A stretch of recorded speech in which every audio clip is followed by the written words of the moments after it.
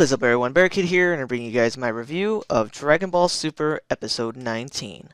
Pretty much the main focus of this episode that I noticed is that it's pretty much what happens in like the first 20 some minutes or so of Resurrection F.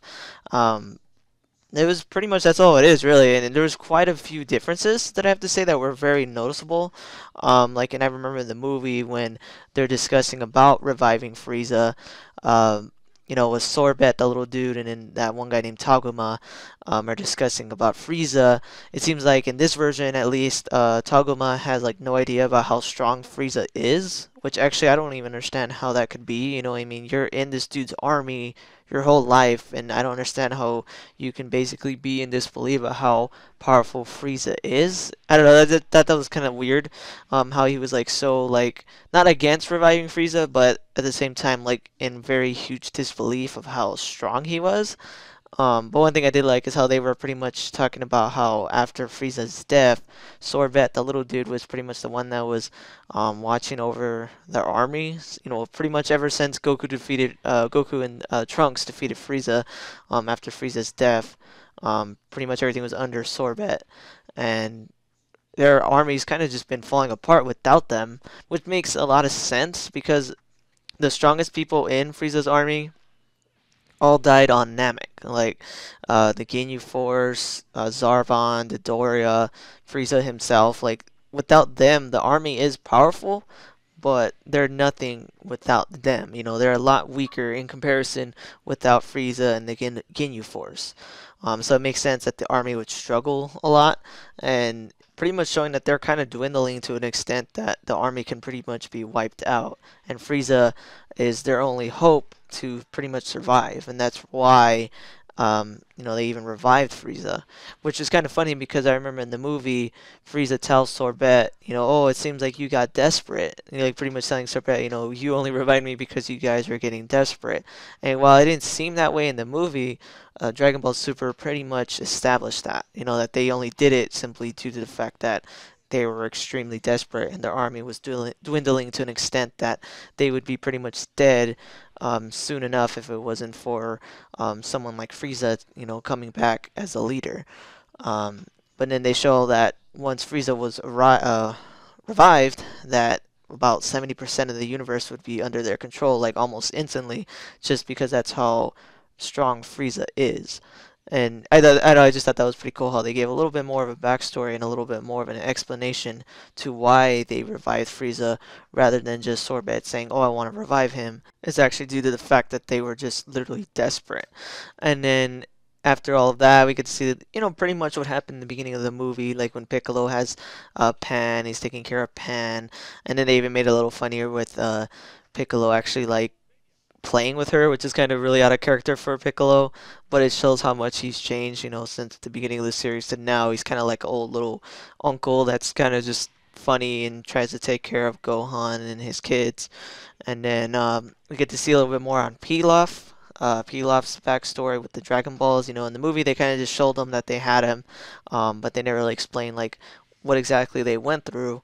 And I liked how in the episode they pretty much showed that they went through hell and back to get the Dragon Balls, and then at the last second when they finally get the seventh one, freaking Sorbet and Takuma pretty much cut them off and tell them, you gotta make these wishes for us or we'll kill you.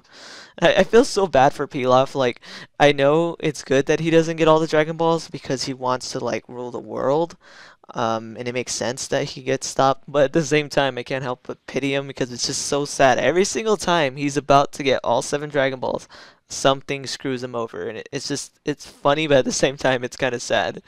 And then this was actually the major thing that threw me off. I didn't understand because they never established this in the anime. And this was actually even different in the movie in Resurrection F. When Sorbet makes the wish to revive Frieza, the dragon Shenron basically states that they have 3 wishes. When I saw that, I was like, wait, what the hell? When was that ever established? In the end of Dragon Ball Z, or not the end of Dragon Ball Z, but towards the middle of Dragon Ball Z during the Cell Saga and all that, they pretty much established that Dende made the dragon stronger, and what he did was he made it to where it would have 2 wishes, and the reason why they chose 2 instead of 3 was due to the fact that if they chose 3, they wouldn't be able to wish back multiple people at once. They would be like the Namekian Dragon Balls, where they can only wish one person back at a time. So that's why they chose 2, so they can have multiple wishes, but yet at the same time have the ability to wish back multiple people. But what they did in this version, for whatever reason, is they established that they actually have 3 wishes, and in the event of having to wish more than one person back to life, it would take, quote unquote, by Shenron, what he said, quote unquote, it takes a lot of power, like an extra lot of power.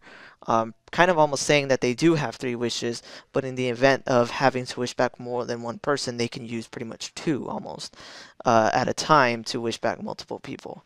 I thought that was kind of weird. They never really established that ever, and then for Super to just randomly throw that out of nowhere, that was kind of weird. I mean, it's kind of cool, and it makes sense that if they want to make more than one person come back to life, they can basically sacrifice 2 wishes to do so. But I just thought it was weird that they just kind of threw that out of nowhere. Like, the movie followed the actual canon of the series a lot better, whereas this one just kind of said, "Oh yeah, we do have 3 wishes." Just no explanation. We just do. And, like, I'm not going to really complain because it's nothing too bad, but at the same time, I just kind of wish they would explain why, because pretty much in the Cell Saga and the Buu Saga, they basically established that Dende made the Dragon Balls to have 2 wishes, not 3, and that's why the movie followed that way and basically confirmed that, and then for them to just randomly kind of just ignore it out of nowhere was kind of weird, but whatever. Anyways, overall the series is pretty dang good. I'm actually happy that we're getting to this part, because once we finish Resurrection F, which should probably only be like 2, 3, 4 episodes, then we finally get something new and we get to see what's happening next. And that's what I'm really excited for, because I want to know what happens after Resurrection F, not, see just the same damn series again. I really want to know what happens after Goku defeats Golden Frieza, and, what happens, what new enemies, what new gods, etc., etc. But overall, I'm still happy with the series. I really like it, and I just kind of wish they explained the whole Dragon Ball inconsistency, because that was kind of weird. But whatever. But anyways, overall the episode was pretty good. It's kind of just a remake of, the Resurrection F, beginning part of the movie, just kind of with little extra add-ons to it. So overall, I'm not saying the episode was bad or boring, but it was kind of one of more of the episodes to me, honestly, because it was just kind of like, it's just kind of setting up Resurrection F, and then we're going to see the same dang story again. But I really hope that the fight is a lot better, because in Super, I actually believe that Goku and Beerus' fight was way better than the movie version. So I really hope they do the same thing with the Goku versus Golden Frieza fight. But anyways, guys, if you guys like this video, please definitely hit that like button, subscribe, and tell me what you guys think about Dragon Ball Super so far. Are you guys excited for what's going to happen next after Resurrection F? I definitely am. But anyways, guys, thanks for watching. Thanks for watching this video. If you want to see my most recent Gears of War video, hit that link on the left. If you want to see my most recent Dragon Ball video, hit that link on the right. Thanks for watching, guys.